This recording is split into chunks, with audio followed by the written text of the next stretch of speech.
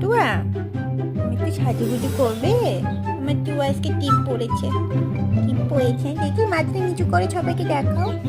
ওরে বাবা, এই তো পড়ি, মাথায় এটা পড়বেও। ওরে বাবা, তুমি র্যাবিট হয়ে গেছো।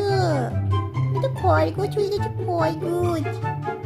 ওরে বাবা রে, কিউট হয়ে গেছো, তুমি কিউট হয়ে গেছো। ভালো লাগছে? সাজুগুজু করে ভালো লাগছে? লাগছে?